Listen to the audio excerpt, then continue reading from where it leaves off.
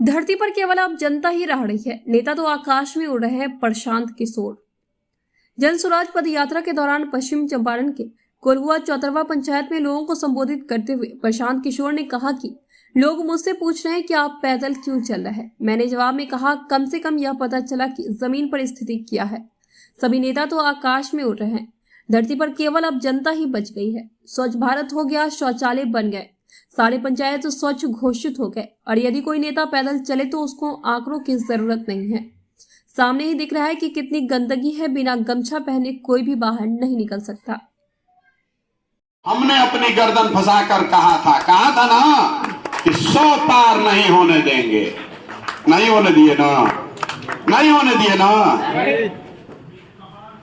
तो यहां आपको बताने आए हैं कि विकल्प के अभाव में किसी का बंधुआ मजदूर बनकर वोट मत दीजिए। आपको हाथ जोड़कर रिक्वेस्ट कर रहे हैं। हमको दीजिए चाहे मत दीजिए, अपने बच्चों के भविष्य की चिंता कीजिए। जिसको आपने जिताया है उसने आपको कुछ नहीं दिया है, कुछ नहीं दिया है। आंख खोलकर देखिए, सामने दिख रहा है लेकिन आप मान नहीं रहे हैं। लड़ने के लिए लड़ने वालों के साथ नहीं, उसके साथ आइए जो लड़कर जीतने की क्षमता रखता है। तय आपको करना है, तय आपको करना है। आपके समाज की बहुत बड़ी जिम्मेवारी है। अगर आपने यहां कंधा लगाकर खड़ा कर दिया तो ये कहानी बिहार तक नहीं रुकेगी। हम बिहार में रीजनल पार्टी बनाने नहीं आए हैं, नया विकल्प खड़ा करने आए हैं। अगर यहां खड़ा हो गया तो बिहार तक कहानी नहीं रुकेगी। बाकी आप खुद समझदार हैं, ये आपको बता रहे हैं, भरोसा कीजिए, और नहीं कीजिएगा तो भी कोई बात नहीं है।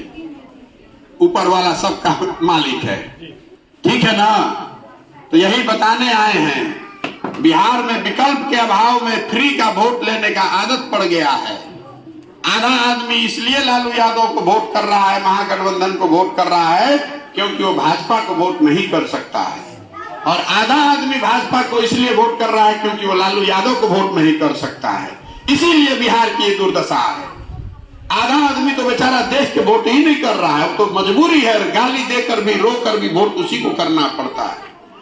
किसी को विकल्प के अभाव में गलत आदमी को वोट न करना पड़े, इसलिए पदयात्रा पर निकले हैं, ताकि समाज को मत के, समाज के सही लोगों के साथ एक नया और बेहतर विकल्प बनाया जाए, जो मजबूरी का विकल्प न हो, जो सही मायनों में विकास का विकल्प हो, आपकी सुरक्षा का विकल्प हो।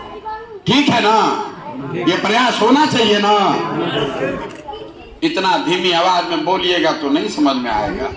मोदी जी आजकल 700 करोड़ रुपया का प्लेन पर चलते हैं ना। घर घर से हम लोग वोट दिए हैं मोदी जी को, और घरे घर से सिलेंडर का 1200 रुपये दे रहे हैं।